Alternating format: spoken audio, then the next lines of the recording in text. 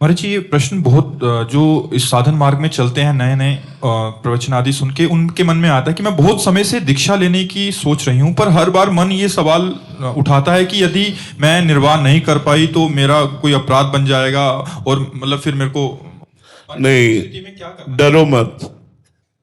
कोई अपराध बन जाएगा तो अपराध मोचन भी तो वही करेंगे हम जिनकी शरण में है। हमको तत्काल इस विषय पर कदम उठाना चाहिए कि हम कल जिए कि ना जिए, शाम तक श्वास रहे कि ना रहे, लेकिन यदि हम गुरुमुख हो गए, गुरु की शरण में हो गए और उनके बताए हुए नियमों के अनुसार कुछ भी चल पाए तो हमारा मंगल हो जाएगा। हमारे गुरु जी हमें नरक जाने से बचा लेंगे, हमारे गुरु जी हमारा कल्याण कर देंगे, हमारा मंगल कर देंगे।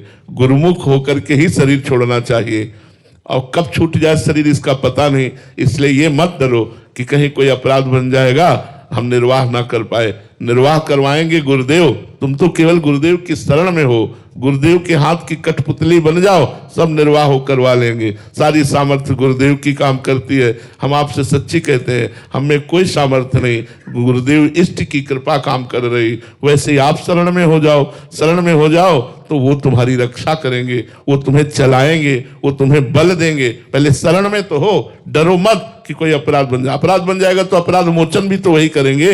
हम उनकी शरण में, हम उनके बच्चा हैं, कहाँ जाएंगे? अगर माँ की गोद में बच्चा शौच कर देता है तो कोई अपराध माना जाता है क्या? क्योंकि वो बच्चा है तो हम बच्चे ही हैं, हम गुरुदेव के सामने बच्चे ही हैं। यदि हमारे द्वारा कोई त्रुटि हो जाती है, गलती हो जाती है, तो गुरुदेव इतने कृपा सिंधु हैं कि वो मानते ही नहीं, वो कृपा करके क्षमा कर देते हैं। इसलिए आप गुरुदेव की शरण में होइए, समय नष्ट मत कीजिए, साधना में लगिए। एक दो इसमें जो संशय रहते हैं, एक है कि जैसे संसार में रहते हैं, बहुत सारे लोग हैं जो अलग अलग ऑफिस में काम करते हैं, तो उनका एक संशय बड़ा रहता है कि जैसे इसमें खाने के नियम होते हैं, तो कभी गलती से खा लिया, कोई बात नहीं, कोई बात नहीं। हाँ, ये चीज गलती से हम मांस ना खाएं, गलती से हम अंडा ना खाएं, लेकिन अगर प्याज लहसुन पड़ा हुआ भोजन मिल गया है और ऐसे पा लिया है, तो देखो हम आपसे स्पष्ट कहते हैं कि प्याज लहसुन पाना कोई पाप नहीं है, क्योंकि इसमें किसी की हत्या नहीं है। जैसे आलू पैदा होती है, ऐसे ये प्याज लहसुन पैदा होता है, पर यह घोर तमोगुणी है। इसलिए हमारे संतों ने, हमारे भगवत समाज ने इसे त्याग किया है कि ये तमोगुण प्रमाद पैदा कर देगा, पाप प्रवृत्ति पैदा कर देगा, निद्रा आलस्य प्रमादोत्थम तत्तामस मुदाहृतम। इसलिए इसका त्याग किया गया है। यदि आप दीक्षा लिए हो, ना पाओ बहुत अच्छा है, लेकिन सर्विस में हो, आपकी रसोई में वही बनता है, तो आप भगवान नाम लेकर पाओ और खूब नाम जप करो, मंत्र जप करो। इसलिए कह रहा हूं कि कम से कम नाम जप और मंत्र जप तो होगा। आप उसके लिए कि जब हम प्याज लहसुन छोड़ेंगे तब हम नाम जप करेंगे, तो पता नहीं हम जिए कि ना जिए। प्याज लहसुन को निमित्त बनाकर हमारा जीवन व्यर्थ चला जाए, नहीं, बिल्कुल ऐसा नहीं। बहुत से विद्यार्थी हैं, बहुत से हमारे सर्विसमैन हैं, बहुत से व्यापारी हैं जो देश विदेश जाते हैं। हम ये प्रार्थना करेंगे कि आप मांस मत खाओ, आप शराब मत पियो, आप अंडा मत खाओ। इसमें दूसरे जीवों की हिंसा और अपनी बुद्धि का भ्रष्ट होना।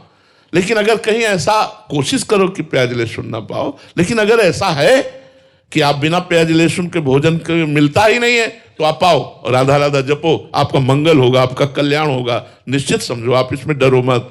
दूसरा डर ये रहता है महाराज जी कि जैसे गुरु द्वारा कुछ नियम मिले जाते हैं, जैसे 11 माला करनी है, तो कभी छूट गया तो फिर बड़ा अपराध लग जाएगा। देखो उसके नियम बताएं। जैसे हम मान लो बोला कि 11 माला आपको करना है, अब आपके आज के 11 माला गए, अब कल बैठ के 22 माला जपने का टाइम नहीं है, तो 12 माला कर लो। 11 दिन 12 माला कर लो, हो गया। एक एक माला रोज बढ़ाते चले जाएंगे तो 11 माला का क्रम पूरा हो जाएगा।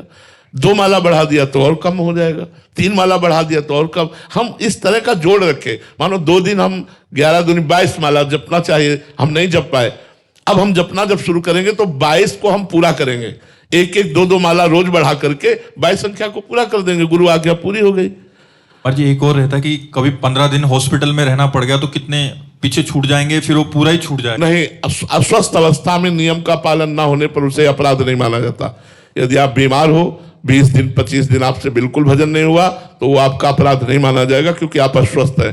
स्वस्थ अवस्था में, अब जैसे बेटी का ब्याह है, वो कार्यक्रम में फंसा हुआ है, वो 11 माला लेके थोड़ी बैठेगा, वहां तो बहुत से कार्यक्रम है।